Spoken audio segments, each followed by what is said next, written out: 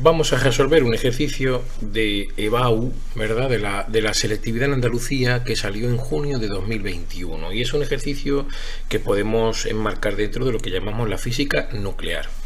Tiene dos partes que suele ser común en este tipo de pruebas, una parte que es teórica y una parte que es más práctica.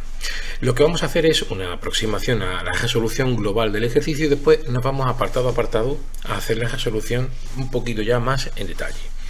Como puedes ver, en la primera parte del ejercicio nos dicen que tenemos que hacer una representación gráfica de lo que sería la energía de enlace por nucleón de cada una de las especies, ¿verdad?, frente al número másico. Y con esa gráfica tendremos que justificar que haya procesos de fusión y de fisión nuclear. Por lo tanto, para hacer esta primera parte, lo único que vamos a tener en cuenta va a ser que tenemos que usar una gráfica.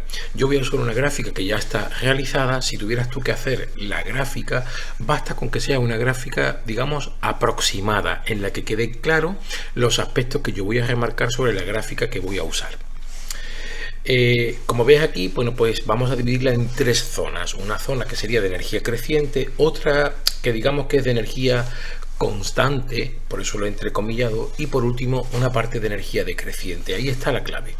Y después nos vamos a la segunda parte del ejercicio, en el que nos dicen que hay un proceso de, digamos, de emisión de partículas de una especie radiactiva como es el polonio, y nos dicen que hay pues una emisión de una partícula alfa, dos partículas beta, y nos tendrán, digamos, nos tenemos que escribir el proceso nuclear que tiene lugar. Así que lo que vamos a hacer en la primera parte de este segundo apartado pues será simplemente seguir el decaimiento que nos indica el enunciado y tenemos que escribir la especie resultante.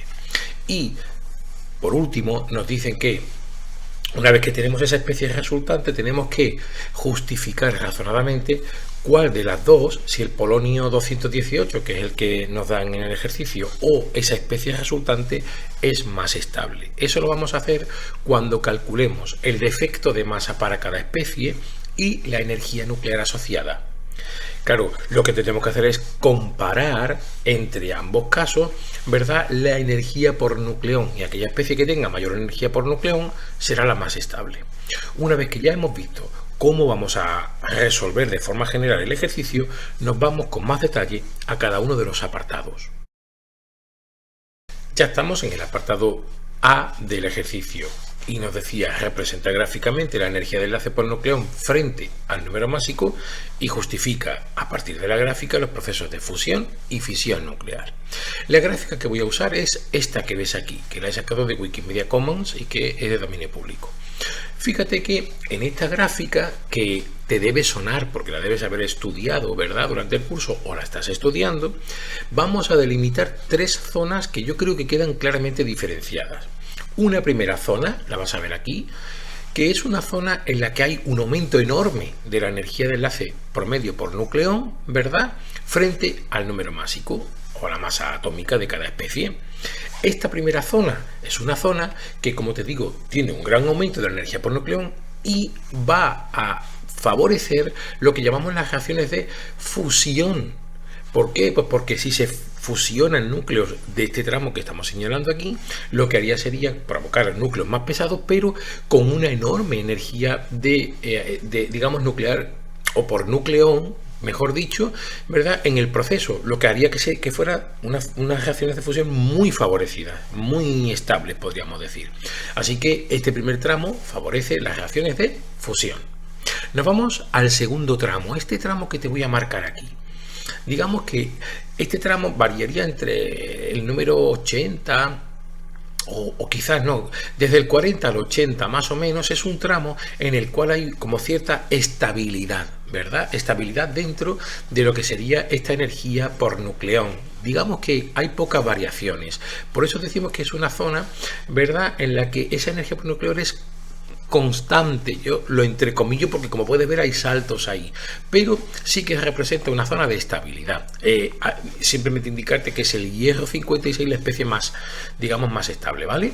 Bien, pues eso quiere decir que en esta zona pues es difícil encontrar elementos que pudieran dar reacciones ya sean de fusión como de fisión nuclear. Y por último nos vamos al último tramo, que es uno que, como puedes ver, ¿verdad?, provoca que haya una especie de caída en el valor de promedio de la energía por nucleón de forma paulatina. Ese tercer tramo es una disminución gradual, como digo, de la energía por nucleón y favorece las reacciones de fisión nuclear. Son núcleos más pesados y ahí es donde se obtienen las reacciones de fisión nuclear, porque al romperse sí que liberarían energía al existir esta, digamos, caída, ¿verdad?, en los valores de energía por nucleón. Con esto quedaría resuelto el primero de los apartados del ejercicio.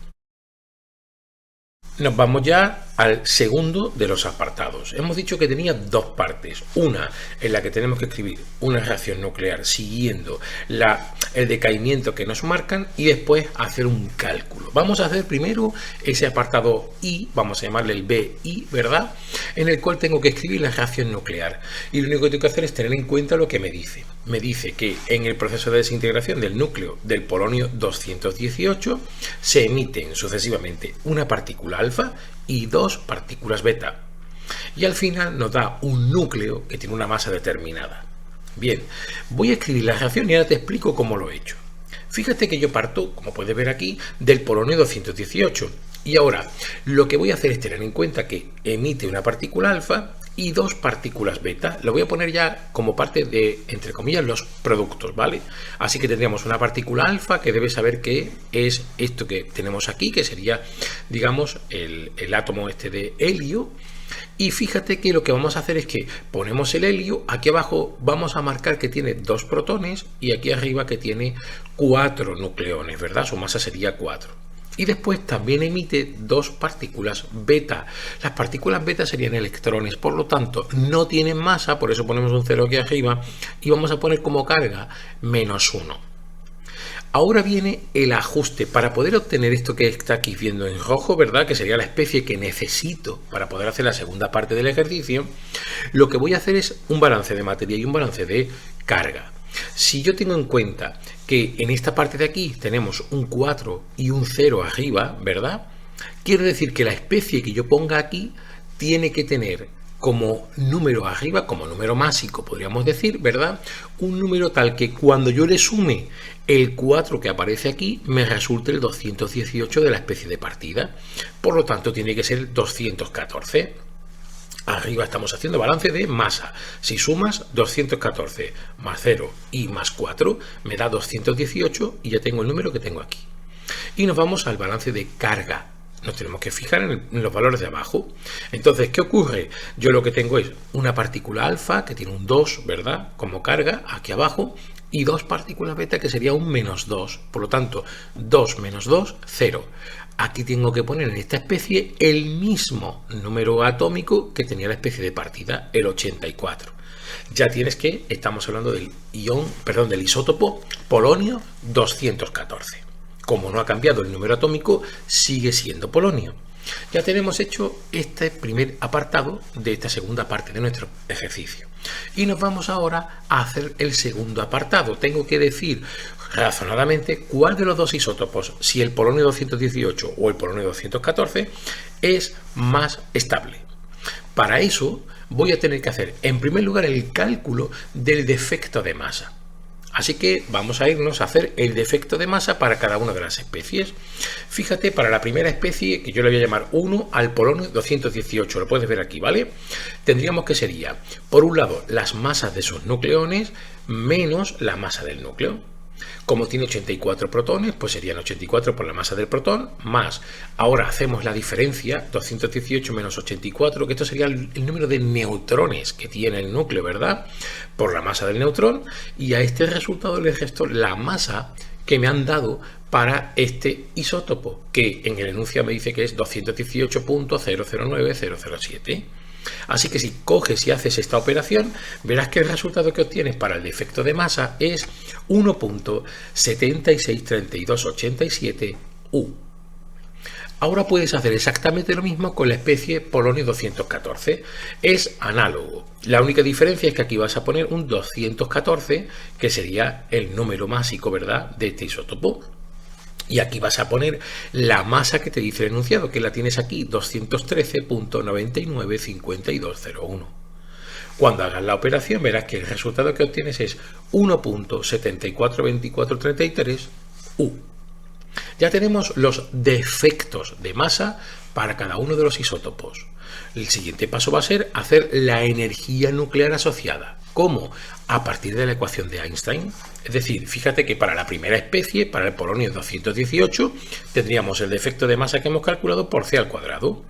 Vamos a colocar aquí el valor que teníamos, el 1.763287, pero, y esto es tremendamente importante, venía dado en unidad de masa atómica y tienes que convertirlo a kilogramos.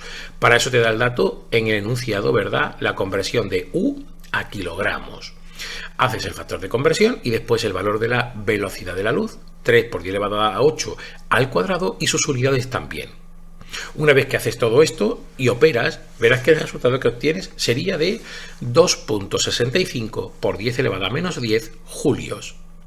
Esta es la energía de estabilidad nuclear, ¿verdad? Cuando se forma ese núcleo que está asociado al defecto de masa. Y puedes hacer exactamente lo mismo para el polonio 214. Ahora ponemos el valor de su masa, perdón, su defecto de masa, 1.742433, hacemos otra vez el factor de conversión y lo mismo, el valor de C al cuadrado. Si haces la operación verás que el resultado es 2.62 por 10 elevado a menos 10 julios.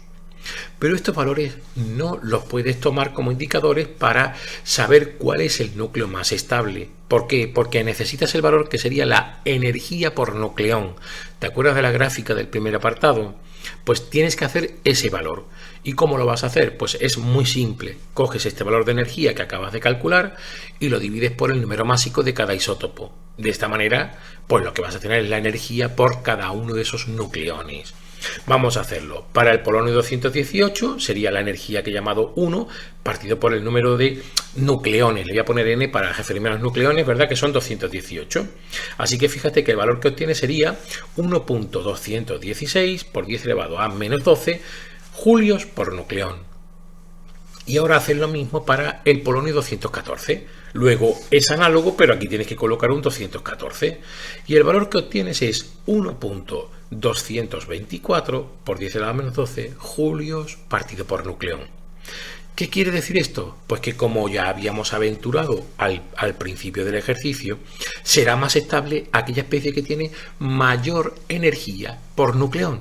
Por lo tanto, la especie más estable es el polonio 214. Esa es la conclusión de esta segunda parte del apartado B. Con esto queda resuelto el ejercicio. Si te ha gustado, pues ya sabes, le das al dedito para arriba, y si te suscribes al canal podré seguir haciendo vídeos como este para ayudar a estudiantes. Muchas gracias.